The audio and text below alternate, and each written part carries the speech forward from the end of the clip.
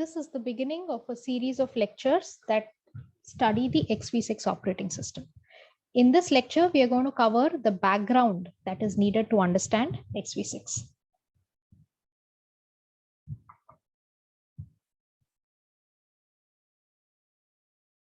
So xv6 is a simple teaching operating system that makes it easy to understand OS concepts using a practical example. In this series of lectures, we're going to study the x86 version of xv6. So you can obtain the complete operating system code from this link, and all the series of lectures that are based on xv6 and other OS concepts can also be found on my homepage. So we will begin with an overview of x86 hardware and whatever other background is needed to understand xv6 in this lecture. So what is an operating system? An operating system runs processes on a CPU. That is the main job of an operating system. It enables users to run their processes on a CPU, right? So processes are executed on CPU. And a process consists of some code, some instructions and data that are stored in main memory. And the CPU fetches these instructions, decodes, and executes them, right? That is how a program runs. And this process data that is needed for the CPU is fetched from memory into some CPU registers for faster access, right? Every time the CPU wants to add two numbers, it is very inefficient for the CPU to go to RAM and get the data and then add it there. Therefore, temporarily, the data is fetched into CPU registers for CPU operations to happen. And also, recently fetched instructions and data are stored in CPU caches for faster access in the future, right? Recently accessed information can be easily retrieved from the CPU cache. So in this lecture, we are going to cover some basic x86 registers, instructions, and things like how function calls happen and so on. So all of this background will make it easier to read through xv6 operating system's code in the future. So first, let us begin by understanding how a process is stored in main memory. This is also called the memory image of a process. How does the memory image of a process look like in RAM? Okay, so the memory image of a process consists of multiple things. There is a code and data section. So this is generated by the compiler. Okay, so whatever instructions are there in your program that you've written and whatever global and static variables that are assigned at compile time, all of that is there in the code and data section. This is part of your executable and that is loaded into memory. In addition to that, a process is assigned some other memory for other purposes. For example, some part of memory is assigned as the heap. In the heap is where you store dynamically allocated variables. Whenever you do malloc for a variable, memory for that variable, space for that variable is assigned in the heap. Similarly, when you make a function call and local variables in that function are stored in the stack. Once again, this cannot be assigned at compile time, right? Because you do not know how many times a function call happens, how much memory to allocate. Therefore, at runtime on the stack, memory is allocated for local variables in a function, for example, right? And the stack usually starts at higher memory addresses and it grows up. Okay, it grows up towards lower addresses. And as function calls are made, the stack increases, and as functions return, the stack reduces and so on, right? And these stack and heap also usually grow towards each other. There is some empty area left in the middle to allow them to grow towards each other. Okay. And then there is the concept of addresses. Every instruction or data in a memory image has an address, right? So these are just virtual addresses. Of course, what addresses you see are not real addresses. For example, instructions start from address 0. That does not mean that the actual program is stored at RAM byte number 0 in physical memory. It just means that this is some virtual address that the CPU can use to fetch the code and data, but the operating system will translate it into an actual physical memory location later on. Okay. So every piece of instruction or data has an address, and the CPU refers to an instruction or a piece of data by this address to fetch it, to store it, and so on. Okay. And so a small example to help you understand this concept of addresses. Suppose you have a line like this in your C program. There is a integer pointer which points to some malloc memory. Okay. So first of all, malloc assigns memory on the heap. So 4 bytes for this integer are assigned on the heap, say starting at address 1000. Suppose starting at byte number 1000, some memory has been allocated on the heap for this integer. Next, what happens? This variable IPTR, this is on the stack. Suppose this is part of some function. This is part of the main function or some other function. Then this IPTR is a local variable in that function. And therefore, memory for that IPTR will be assigned on the stack. And IPTR itself is a pointer to an integer. Therefore, the address of this integer will be stored in IPTR. IPTR is pointing to this integer. Therefore, this variable IPTR will actually have the value of 1000 because it is a pointer variable, and it is pointing to the address of an integer variable that is on the heap, right? So the simple example is basically telling you how memory is allocated when you do malloc and how memory is allocated on the stack for local variables and so on. Okay. So this is the memory image of a process. The next thing we study is x86 registers. Now, every CPU architecture comes with its set of registers that are used during computations, right? The names of these registers, the concept of a register itself is fairly general. Every hardware has it. But the names of these registers change from architecture to architecture. Now we are just going to see names of some common x86 registers that will help us understand the xv6 code. Okay, so x86 has different types of registers. There are what are called general purpose registers that can be used to store any kind of data during a computation. And their names are as follows: EAX, EBX, ECX, EDX, ESI, EDI, and so on. Right? So all registers have the name, most of them have the name E in front of them for historical reasons. Then there are two other registers that store pointers to stack locations. There is the EBP and the ESP. So ESP basically points to the top of the stack. Whatever information is being stored on the stack, the topmost location on the stack. Remember that the stack starts from high addresses and grows up towards low addresses. So you keep on pushing things onto the stack. The top of the stack is what ESP points to. That is, this register has the address of the top of the stack being used by the process currently. Then a very important register is the instruction pointer or program counter, also called EIP in x86. The more generic term is PC or program counter, right? So the PC is called EIP in x86. This points to the next instruction that has to be executed. So every CPU cycle, the CPU will go to the address pointed to by EIP. So EIP is basically pointing to some piece of code somewhere in the code section.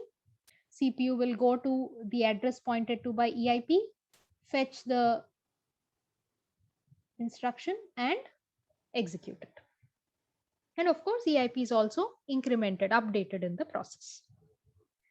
Then there are a few control registers. So these don't hold data, but they hold metadata about a process. That is some extra information that is required for the process to run. That is held in these control registers. For example, this register CR3 has a pointer to a data structure called the page table. So every process has a very important data structure called the page table associated with it. What is it? We'll see about it later, but it roughly gives the operating system, helps the operating system keep track of where all the memory of this process is located, right? It is a data structure that points to the memory related information of a process. And when a process is running on the CPU, the CR3 register has the address of that page table so that the CPU or the OS can easily refer to it. So such metadata about processes is stored in the control register. And there are several such control registers.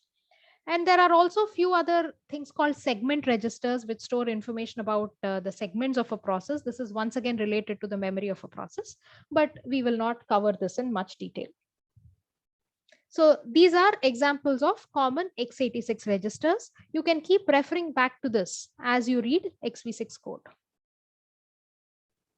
Next, we look at a few common examples of x86 instructions. So every CPU can execute a certain set of instructions. These are defined in the instruction set architecture of a particular piece of hardware. And the compiled code is in the form of these instructions so that the CPU can understand and execute them. Okay. A very common instruction is the move instruction. This is used to load or store data into CPU registers. For example, if you can move data from one register to the other, like this example here, or you can move data from a pointer stored in a register to another register. For example, when you do this line of code, it means that EAX has an address, has a memory address. You go to that memory address, fetch the contents and store it in EBX. Right? Whereas in this previous instruction, whatever value is there in EAX, you copy into EBX. Okay. So by the way, the syntax of this move instruction is move from source to destination, but there are also other ways of writing it where some people put the destination first and the source later. The source first and destination later is what is called AT&T syntax, which is what xv6 uses, right? So you can move value from one register to the other. You can treat the register as a pointer, go to the address that is there in this register and fetch the value, put it in another register. Another example is a usage of move like this, where you add 4 bytes to the address stored in EAX and put that value into EBX. Okay, so if EAX is pointing to the start of an array, this is a way to index into the array, fetch the array elements and put them in EBX. Then there are a set of instructions to push and pop values on the stack. When you do push EAX, what happens is whatever contents are there in EAX, they get pushed onto top of the stack. And the ESP register, the stack pointer register, gets updated in the process. Similarly, when you pop into EAX, whatever is there on the top of the stack gets stored into EAX, right? These are ways in which the stack can be manipulated. Then there is also an instruction that lets you jump to a specified address, say in a loop or something, or in an if then else condition, you can jump. Then there is an instruction call that invokes a function that jumps to a particular piece of instruction, the starting point of a function. Then there is the instruction ret that lets you return from a function to the previous location, the previous piece of code that you were executing. And of course, there are also variants of these instructions based on, different sizes of values that you want to push and pop and manipulate. We are not going to go into those details here. It is important to, at a high level, know what are the x86 instructions in order to understand some parts of xv6 code. So the next thing that is important to know is what are called privilege levels. So every CPU has multiple privilege levels. It runs code at multiple privilege levels. These are called rings in x86. So when the CPU is in ring 0, it is running in this mode, then it has the highest privilege level. So this is where the operating system code runs. When the operating system code is running, the CPU is in ring 0. When the CPU is in ring 3, when the CPU is running in this mode, it has very low privileges. It can only run user code. So what does this mean? Why do we need these privilege levels? So these x86 instructions, some examples of which we've seen, they can be divided into two types. There are some instructions that are privileged and some instructions that are unprivileged. So what are privileged instructions? Privileged instructions do some very sensitive operations that you don't want anybody to execute, right? So therefore, these privileged instructions can be executed by the CPU only when it is running at a high privilege level, say in ring 0 or something, right? So what is an example of a privileged instruction? For example, writing anything into the CR3 register. You cannot write into the CR3 register simply like how you write into other general purpose registers, because this is a privileged operation. Why is this a privileged operation? Because you want only the operating system to do it.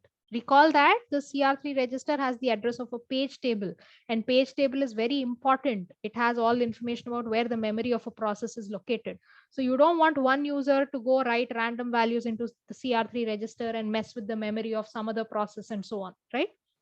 The operating system wants to provide isolation. Therefore, writing into the CR3 register should only be done by the operating system. And therefore, this instruction that writes into CR3 register is a privileged instruction. Only when the CPU is at a high privilege level, it can run this instruction. On the other hand, if you have general instructions that store values into EAX or EBX, general purpose registers, this anybody, user code can also do it, right? So those are unprivileged instructions. And an unprivileged instruction can execute even at other rings other than ring 0. So whenever operating system code has to run, the CPU has to move to a higher privilege level. So if you are a user and your user program needs to do some hardware access or requires operating system services, it has to make a system call, it has to read from the disk, it has to write to some network card, whatever, any privileged operation, if your user program has to do, it cannot directly invoke that instruction. It cannot directly invoke a privileged instruction. It has to request the OS for that service through a system call. And when you make a system call, the CPU will first move to a higher privilege level, and then it will execute the operating system code. And because it's at a higher privilege level, the OS code that accesses the hardware and all of that can run. All those privileged instructions can run. And if in your user program you directly try to invoke privileged instructions, it will cause an error. Okay, so this privilege levels basically provide some measure of security and isolation. They isolate user processes from each other, and they protect the hardware from malicious access by the users. So the next concept we are going to study is the concept of how function calls happen and how the stack is used during a function call. So as we've seen earlier, the stack is used for temporary storage during a function call. Things like local variables, arguments of a function, all of this cannot be stored in the executable because you don't know when a function call will be made and how many times the function will be called and so on at compile time. Therefore, at runtime, whenever a function is called, temporary storage for local variables and arguments happens on the stack. Okay. So what happens during a function call? You have a stack. The first thing that you do is you will push all the arguments needed for the function call onto the stack. And then the function is called using the call instruction.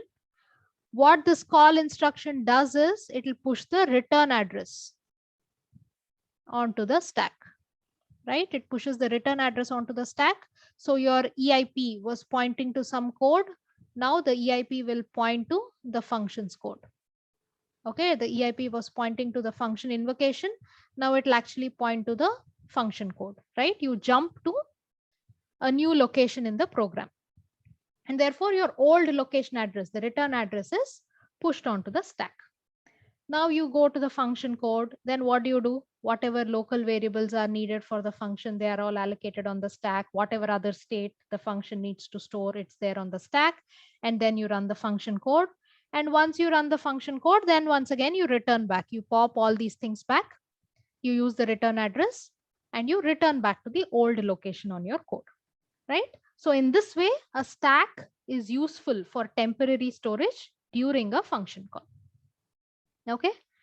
So not just arguments and local variables, you all also have to store a few other things on the stack during a function call. So what are these other things? You may also have to store the values of some CPU registers on the stack. For example, before you made a function call, you were in the middle of a computation. Your EAX, EBX registers had certain values. Now, when you come back from the function call, what if the function's code kind of messed with those registers or overrode them or something? Then your previous code that called the function, right? So in some code, in some location A, you called a function and you jump to some other location B. then all the register values are clobbered. Then when you come back to this point A, how can you continue your computation? You cannot. Therefore, register values also have to be saved when you make a function call, when you jump to some other portion of your code. So how these register values are saved is as follows, right? So the piece of code that invokes a function is called the caller, and this caller will go ahead save some registers. They are called the caller save registers, and the function code that is called, which is called the callee, this will go ahead and save a few other CPU registers, right? So the registers of a CPU are usually split. The caller says, okay, I will store some of them, and the callee says, I will store the others. So okay, so this is how these functions are split. So usually one special register that is important in all of this is the EAX register. So this is a caller save register. The caller has already saved its value before going into a function call. Therefore, the callee can use this register to store the return value. So this one special register stores the return value when you return from a function. And because it is a caller save register, its value, the previous value is already safe. The callee can go ahead and modify it. Right? So all of this saving register state and all of that, of course, when you've written code making a function call, you didn't bother about it. Why is that? Because all of this is automatically done by the C compiler, right? So there is something called a calling convention. Every language has a calling convention that decides which are the caller save registers, which are the callee save registers, and all of this code to save all of these registers, to push arguments, to push local variables, all of this is automatically done by the C compiler for you, right? Normally, as a programmer in a high level language, you shouldn't have to bother about all of this. Okay, so now let us try to just understand this in a little bit more detail. So the reason we're doing it is when you read xv6 code, sometimes for certain nuanced parts of it, you have to have this understanding of what is happening under the hood. Therefore, we will go into it in a little bit more detail. Okay, so let us see what happens on a stack, the complete timeline of what happens during a function call. Okay, so let us have the stack put up here. And note that a stack always, whatever memory region has been allocated for a stack, the stack usage starts from high addresses, from the bottom. Normally you start using from low addresses and fill up, but a stack starts from the bottom and you keep pushing values onto the stack. So whenever a function call is about to happen, the first thing that happens is, so whenever you make a function call, your compiled code, the assembly language, if you look at it, these are all the steps that will be there in the assembly code of a function call. The first thing you do is you will push the caller save registers. In x86, these are EAX, ECX, EDX. These values are saved so that when you return from the function, these values are restored. You can resume your computation in the caller code, right? So you push the caller save registers and then you push all the arguments to a function. And these are pushed in reverse order, once again by convention. So your argument n all the way up to argument 1 are pushed onto the stack so that the function can access them. Next, what do? You push the old EIP value, the return address, where you have to return to after the function code executes. That is pushed onto the stack. Okay. And then you push the old value of the stack base pointer, EBP. So this EBP was pointing to some other location, right? It was pointing to the bottom of the stack, wherever the bottom of the stack is. So you will push the old EBP value here. And now this top of the stack, you will set your EBP to point here. So now when the function is starting, it is like it is getting a new frame on the stack, new area of the stack for this function, right? You set your EBP to point to the start of the stack now. You're saying, okay, now for this function, this is the start of my stack. Okay. And from here on, you will go ahead, push all the other things that this function needs. You will push local variables. You will push things like, callee save registers, whatever else you want to push, you will push them. The function will run. Your stack keeps on growing as the function runs. Note that your ESP automatically increases as you push things and decreases as you pop things, comes down as you pop things, and so on. So as you push things, just to be clear, the numerical value of ESP reduces. You're going to lower addresses, but the ESP keeps on moving up in some sense to the top of the stack. Okay, so this is the stack frame of this function, right? And when the function returns, all of this is unwound. Okay, you push the local variables, you push the callee save registers, then you execute the function code. Once the function finishes execution, what do? You reverse all of these things. You pop the stack frame, your EBP goes back to its old value. You use this return address. This is the return address. You use this return address to go back to wherever you are running, and all of this state on the stack gets cleared up, right? So these local variables and all of those are there on the stack only for as long as the function is running.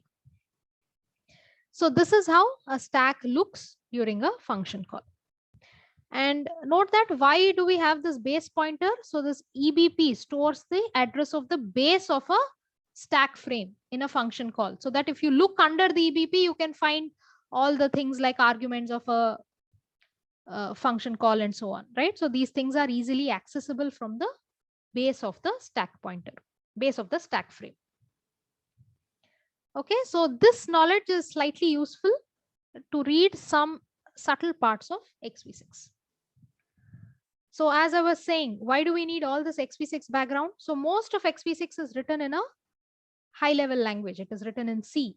And therefore, when you compile it, the assembly code, all of these gory details of, stack manipulations for function calls, all of that is automatically done for you. However, certain parts of xv6 are written in assembly language. They are not easy to write in a high level language. For example, if you want to switch from the stack of one process to another process, okay, if the OS wants to switch between processes, such things are very difficult to do in a high level language, right? So for such small parts, you have to write assembly code. And these are the really interesting parts of an operating system. Therefore, in order to understand those, some familiarity with x86 assembly language that we have covered in this lecture is useful. You are not required to be an expert in x86, but this basic knowledge is useful. So I would like to end this lecture with pointing out a few things about x86 hardware that we have not covered in this lecture. Of course, there are a lot of things we have not covered, but these are things that you keep hearing often, but they don't concern an OS very much. Therefore, I've not covered. So I've not touched upon how CPU caches work, because these caches are transparent to an OS. The CPU stores the recently fetched instructions and data in a cache, but the OS has no control over it. It cannot dictate what goes into a cache, or it cannot see what's in a cache. Therefore, as far as the OS is concerned, the CPU caches don't play much of a role, and we are not going to study them, because this is a series of lectures on operating systems. If you take an architecture course, you're going to study CPU caches in more detail. The other thing that an OS doesn't concern itself with very much is the concept of hyperthreading.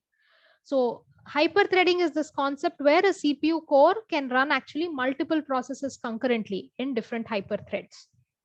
But from an operating system perspective, whether you have a 4-core CPU with 2 hyperthreads, or whether you have an 8-core CPU, it doesn't matter. They all look the same. They just look like 8 parallel processing units on which you can schedule processes. Therefore, we will not concern ourselves very much with hyperthreading as well. So this is the background on xv6. This is the background material that is needed to understand xv6 code. From the next lecture onwards, we are going to go into deep dive of OS concepts using xv6.